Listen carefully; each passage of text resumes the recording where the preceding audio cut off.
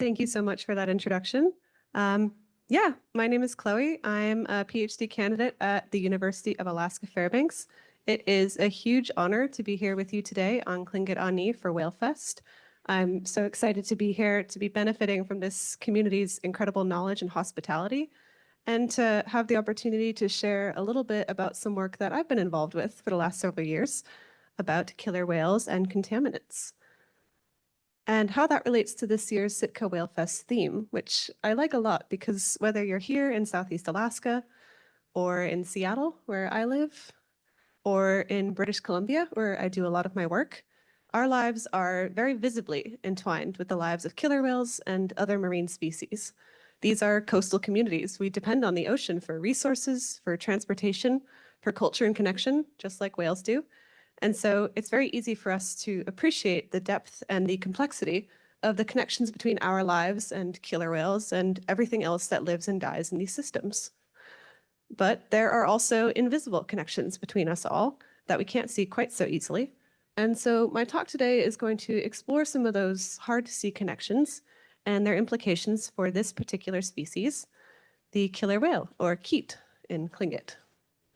Now, I always like to start with the whales, but I recognize that this is Sitka WhaleFest, and so some people here are probably already pretty familiar with our ocean's top predators, but also if you're at Sitka WhaleFest, hopefully you don't mind hearing a little bit about them. So at present, all killer whales are a part of a single species, Orcinus orca, and this is the largest species in the family that includes all of the oceanic dolphins, which is Delphinidae.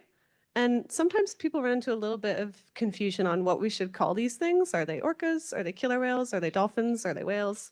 And I can make it really easy for you because they are actually all of the above. And whatever you decide to call them, killer whales are one of the most broadly distributed mammals on our planet. You can find them in every single ocean, almost from pole to pole. They really range from the pack ice in the north all the way down to the pack ice in the south around Antarctica. And they are usually most abundant at high latitudes. But even though you can find killer whales pretty much everywhere you go in the ocean, and they are all single species, they don't all exactly look alike.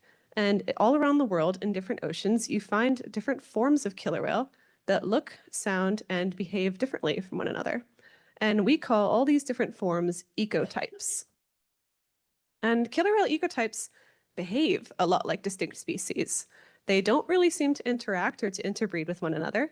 And in some cases, they are so genetically distinct that we think they haven't been interbreeding for a very, very long time.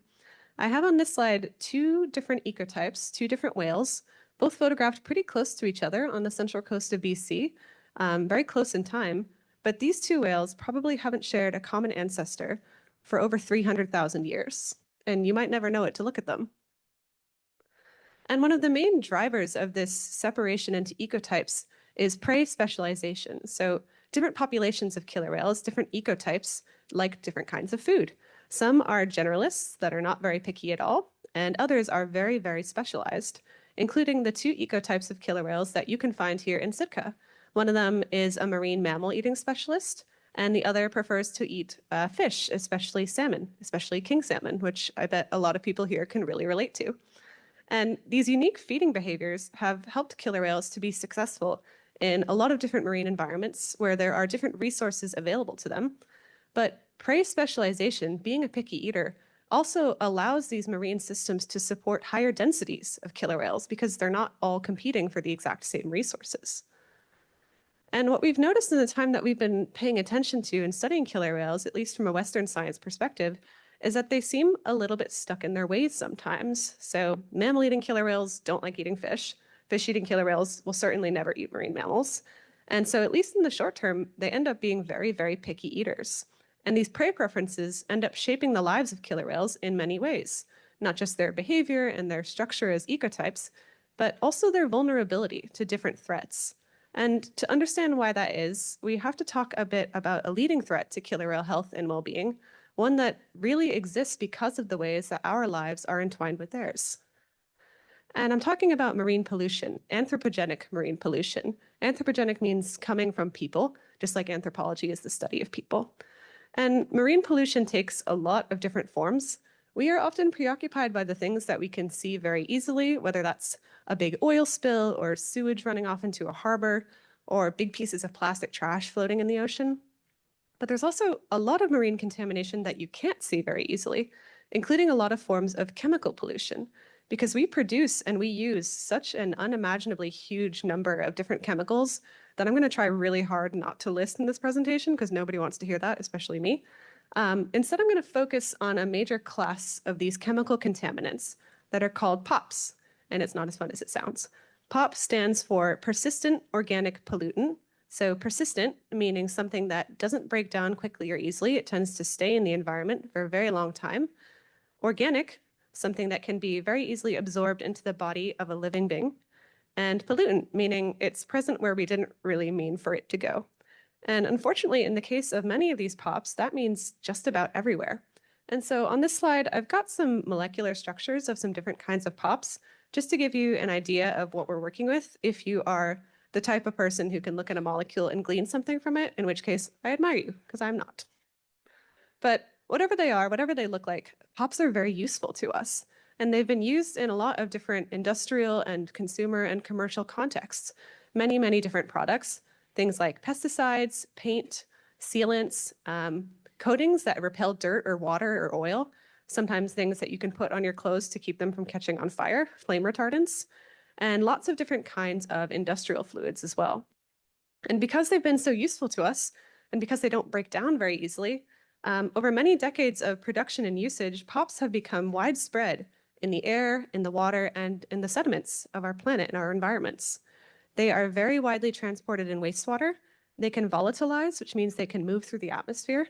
And just about everywhere that they go, POPs can be incorporated into living things, into biomass, usually by microbes at the very bottom of the food web, so the smallest members of our planet.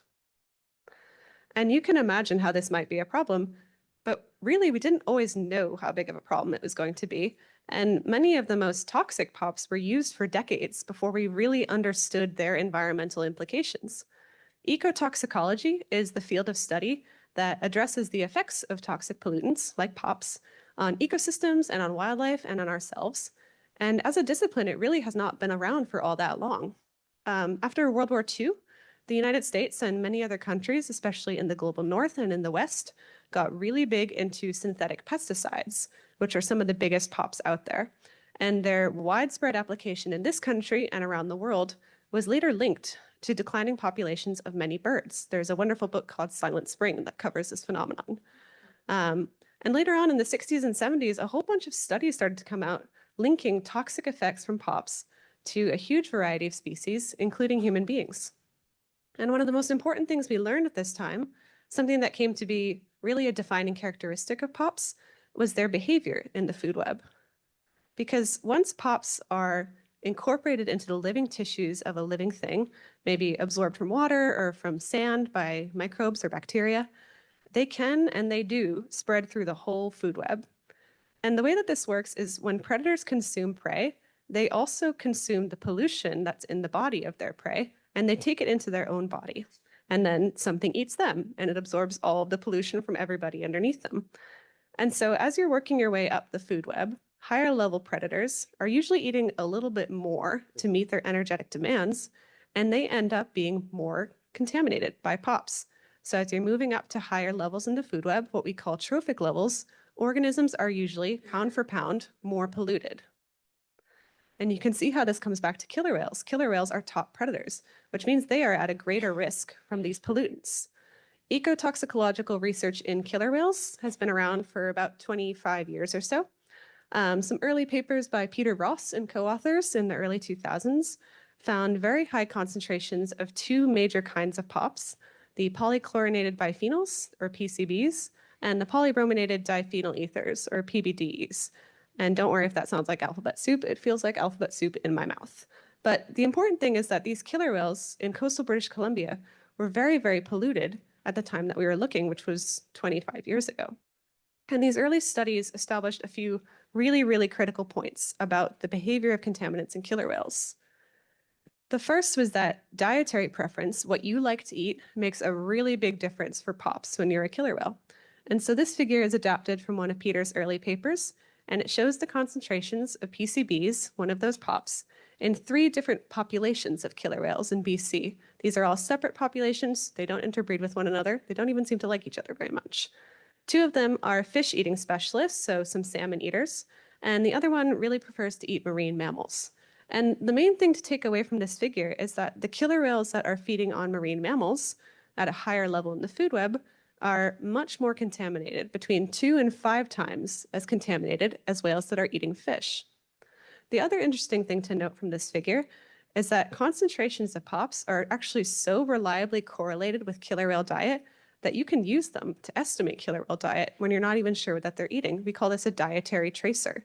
It's a clue that helps us figure out what's going on beneath the surface.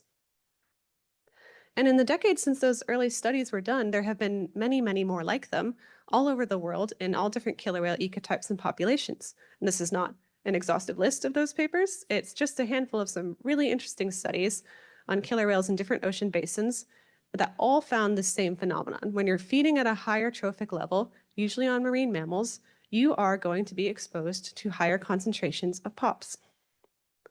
Another really important finding from this early work, POP concentrations also vary with who you are, with your age and your sex.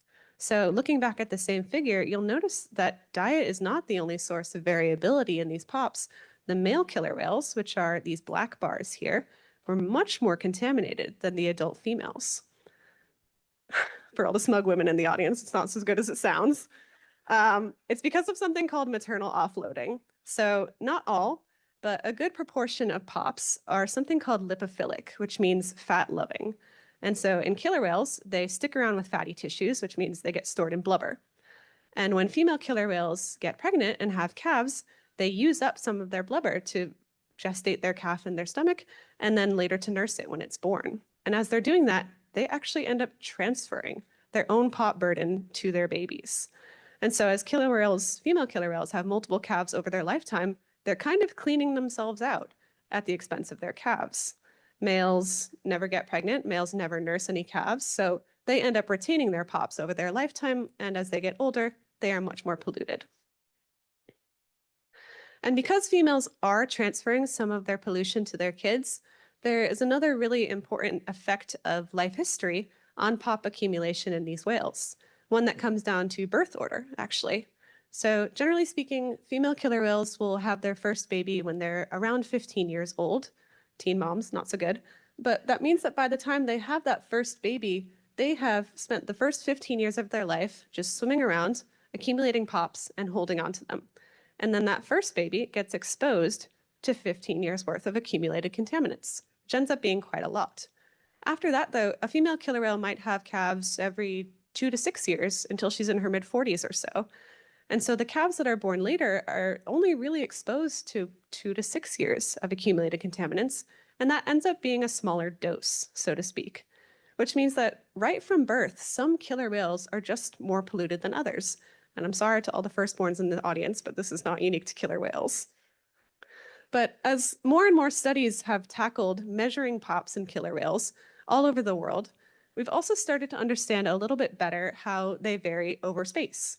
Even though POPs spread pretty far beyond their point of origin, there are still some regional patterns in the types and the concentrations of chemicals that turn up in killer whales. Some regions are cleaner or dirtier than others.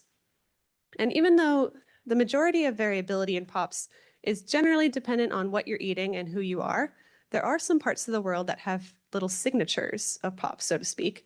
And most famously, the waters around California have what we call a DDT signature. And that's because a lot of the pesticide, DDT, was used and later dumped in Californian waters. And these geographic differences are the easiest to see when you are looking at whales that have the same diet. So Margaret Cron and later Teresa Lawson did some great studies looking at POPs in 3 very closely related pods of killer whales. So you can think of them as being like extended family to one another. And all 3 of these pods are salmon eaters. They like Chinook. And so even though they all have the same diet, they're not necessarily all getting their fish from the same place. 2 of these pods like to spend time hunting in the waters of California. One of them, not so much. For whatever reason, they don't seem to go down there. And so when they looked at the POP ratios in these whales, they could see that DDT signature. The whales that are going down to California and getting some of their fish there have more DDT in their bodies than the whales that don't. So at this point, we have a pretty good understanding of how POPs accumulate in killer whales and the factors that influence their variability, whether that's diet or life history or where you like to find your fish, which is all really important foundational knowledge for ecotoxicology. But there's still the really big question we need to address of what does this actually mean for killer whales? And it's not an easy question to answer because I've just spent 10 minutes describing all the ways that POPs can vary in killer whales. They vary between individuals, they vary across populations and ecotypes, and over space and time. So every killer whale ends up with their own unique mixture of compounds and congeners, and they sure don't come into the doctor's office and tell us how they're feeling. So when it comes to trying to understand what this means, we have to get very creative. And that is where some of my more recent work comes into the picture because I'm really interested in how POPs affect killer whales. I'm especially interested in how they affect mammal-eating killer whales, like this male I have in the slide here, because as we've seen, mammal-eating killer whales are some of the most contaminated animals in the world. And I'm really lucky I work with an absolutely fantastic international team of researchers and academics who are helping with this work as we're trying to get to the bottom of this issue. And we're looking specifically at a population of mammal-eating killer whales called the West Coast transients. They range from here in Southeast Alaska down to California, and they eat things like seals, sea lions, porpoises, dolphins, and sometimes some baleen whales. And so this video is just a family that we ran into in Haida Gwaii this summer of West Coast transient killer whales. Can I have the next one? There we go. And even though they do have a really large range, most of this work is taking place in a central study region in British Columbia. And this is actually where killer whale research was born. So back in the 1970s, a Fisheries and Oceans Canada researcher named Dr. Michael Bigg was tasked with estimating how many killer whales were in British Columbia, because at the time, people were really interested in catching them for places like SeaWorld and other ocean area. And so Dr. Bigg and his colleagues realized in the course of this task that individual killer whales can be reliably identified over and over just based on what they look like and their natural markings, which means that if you can get a good photo of a killer whale, especially of its dorsal fin, you can keep identifying that whale for decades.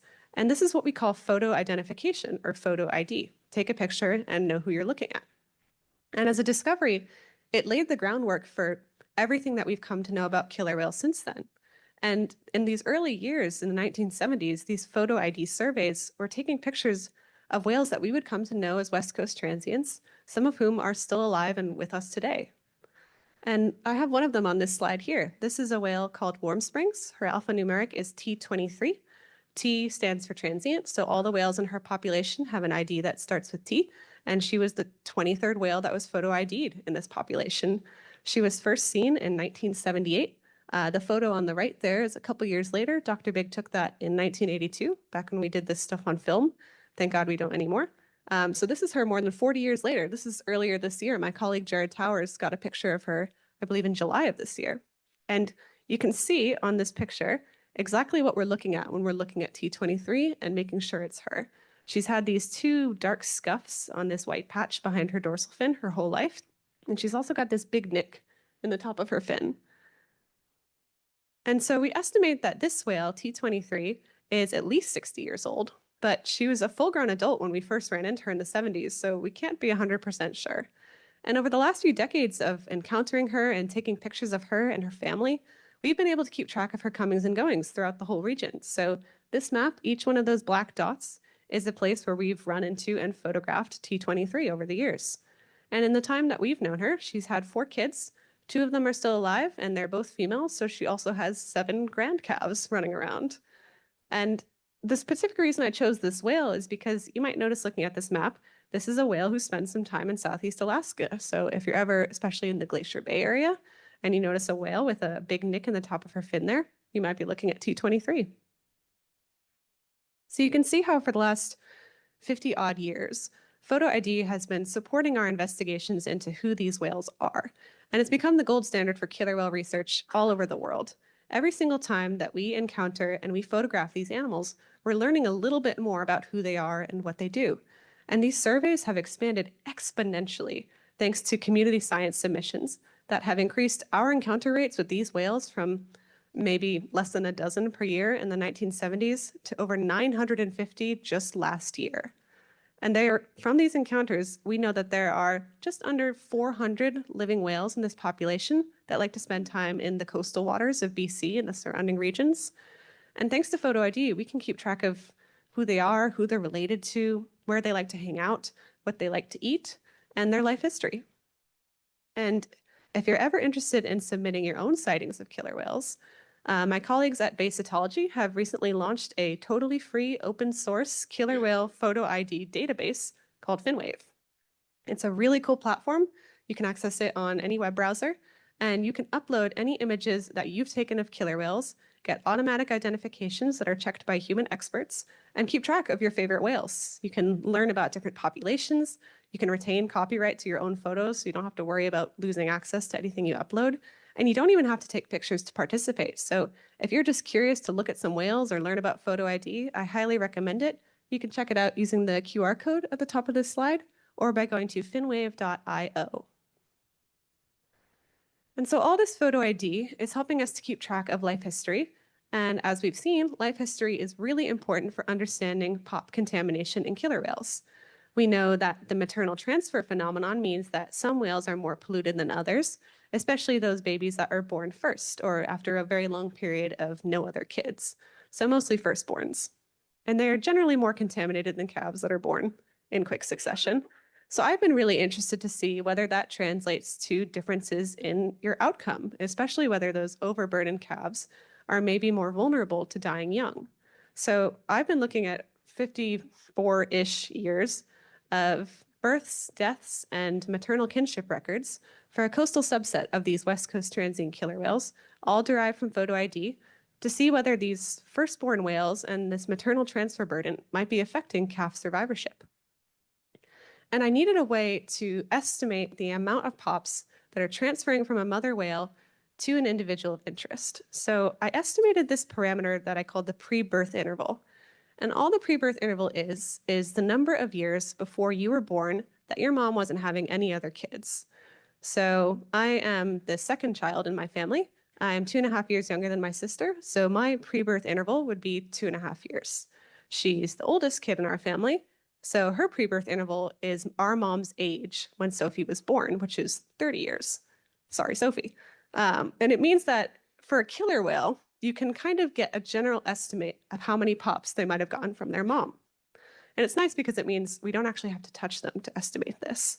It's all derived from photo ID, and it makes for a nice non-invasive estimate. And so I did a little bit of modeling, and I found that these calves that have the longer pre-birth interval had a higher likelihood of infant mortality. And so just to orient you to this plot, does my cursor show up? It does, yay. On the x-axis, you have the length of the pre-birth interval in years, and then each one of these bars represents the proportion of calves with that pre-birth interval that died before they reached the age of 3, which is quite young. That's just the end of infancy for a killer whale.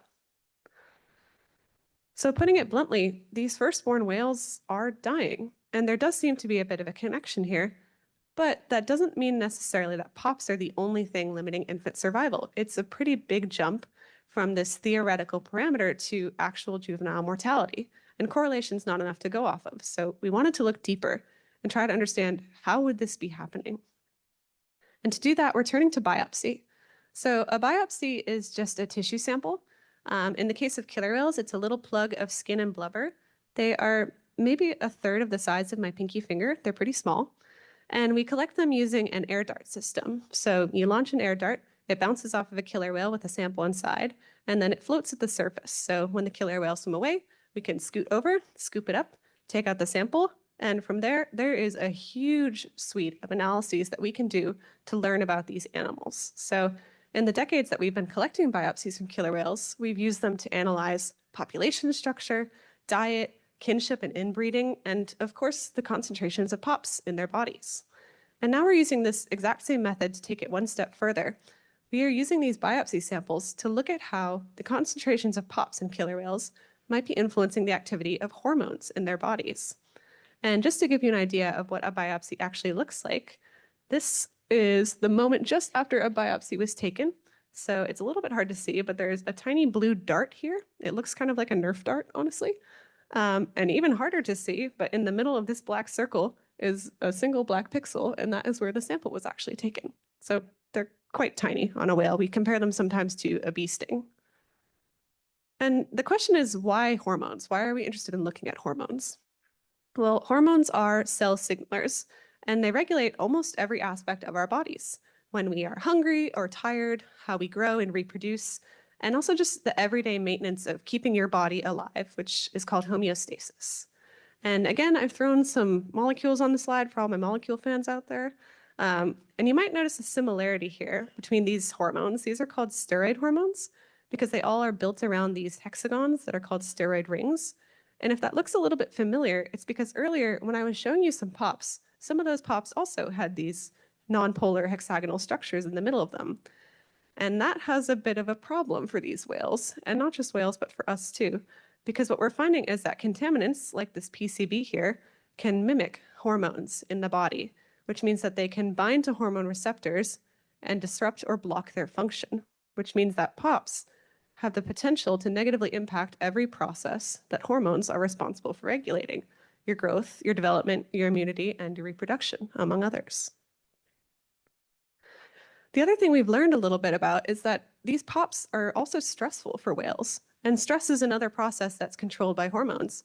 It is specifically controlled by a hormone called cortisol, which helps to regulate your blood sugar content. So if you're experiencing something stressful and you need to have a fight or flight reaction, you have the energy that you need. And cortisol levels can spike both in the long term or the short term. If you were to biopsy me right now, which please don't, but if you were to biopsy me right now, I'm probably experiencing a cortisol spike just from being up here. And so we're interested in seeing how this might be true of whales as well, because studies on other species have found that high concentrations of POPs tend to correlate with high concentrations of cortisol, suggesting that these contaminants are stressful for these whales. So we're taking a look at hormones in the blubber of killer whales to see what are we looking at here. And this work is being made possible thanks to a very recent innovation by some colleagues of mine in Norway, Claire Unvik and Daniela Dulgariu, who have developed a new method for analyzing hormones in killer whale blubber. The best thing about this new method is it's a 5-for-1 special. We can look at 5 hormones in each sample at the same time. The 5 hormones I have on here, which 3 of them are sex hormones and 2 of them are stress hormones. The second best thing about this new method is that it takes a very, very small sample to do it. So small, in fact, that actually the majority of the work we're doing here, we don't have to collect new samples at all. We are using leftover blubber scraps that have been sitting in the backs of freezers for, in some cases, 30 years, because they were collected for different projects and they didn't use up all the blubber. It's great for us because it means that we can limit the amount of additional disturbance to these whales. We consider biopsy to be a very safe method, but every time we go out and spend time near killer whales, we are, in a way, interrupting their day. So any opportunity to use what we already have is always a good thing. And this work is still in progress. I'm not done with my PhD yet, but we do have some preliminary hormone data back. And for me, the most exciting part has been looking at how the life history information combines with the hormone information. So we can get a look at killer whale health on the individual level, almost like they did come into the doctor's office and tell us how they're feeling. We know these whales very well because of photo ID, but with the hormone data, we're also starting to see how we can fill in the gaps. And one example of a gap that we've been able to fill, at least a little bit more elegantly, is the detection of pregnancy in these whales. So our usual method of detecting pregnancy in killer whale is very refined. We notice when a killer whale shows up with a baby and we go, aha, you were pregnant. But thanks to our monitoring, we can look at it by looking at the hormone progesterone. So in our first batch of samples, we noticed a really high reading of the hormone progesterone in a killer whale with the ID T28C. They call her Uvia, which I believe means rain, but don't quote me on that. And we know from photo ID that this is a female whale, and we know that she was 17 when she was biopsied. But at the time, we think she'd never had a baby before. But thanks to this progesterone reading, we now believe that this whale was pregnant when she was biopsied. So we're waiting for her and her family to come back into our waters and so we can get a look to see if they have a new baby with them. I'm really excited to see where she turns up next. And this work is very much ongoing. We're looking to expand this project into killer whales all over Alaska, not just in Southeast and BC. We're also watching the field of ecotoxicology evolve and grow around us. New methods and new ideas are coming up all the time. And it's all contributing to this overall growing picture that POPs are a leading threat to killer whale health, they really have the potential to wreak a lot of havoc on their bodies. And as a result, we have a responsibility to try and understand exactly the harm that we might be doing with our chemical development. But I don't believe in ending a presentation on a bummer, so I thought I would talk very quickly about what we have done and what we can continue to do to clean up our act a little bit. And some of the good news is that a lot of the really nasty POPs that I have mentioned in this presentation are actually already pretty heavily regulated. So the PCBs, the PBDEs, and the DDT, all of which I've mentioned today, and all of which I look forward to not mentioning again, were all listed under this Stockholm Convention on POPs in 2001. And what this means is that all the nations that signed this treaty, including the United States and many others, have agreed to either heavily restrict or just outright ban the production and the usage of these chemicals. And in the time since then, we have seen that environmental levels of these chemicals have started to drop off a little bit. It will be a long time before their levels start to come down in wildlife. It just takes a while, generationally, for these things to turn over. But it's a step in the right direction. The only problem is, every time we ban a chemical, we tend to invent a new one to take its place. And it's usually very similar, and that usually means it's not so good for the whales either. So it's really important that we keep this energy and this momentum as we're moving forward and continue regulating ourselves. And on the individual level, in the meantime, we can just be thoughtful about what we buy and what we use. An easy substitution that I often recommend is to swap out your nonstick pans for cast iron or stainless steel. That's good for your health as well as for the whales. Those nonstick coatings are not so good for you.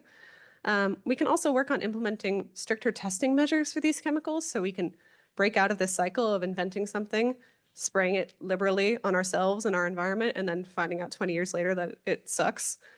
Instead, we can test these things before they go to market and try and get better at banning them before they hit the ground.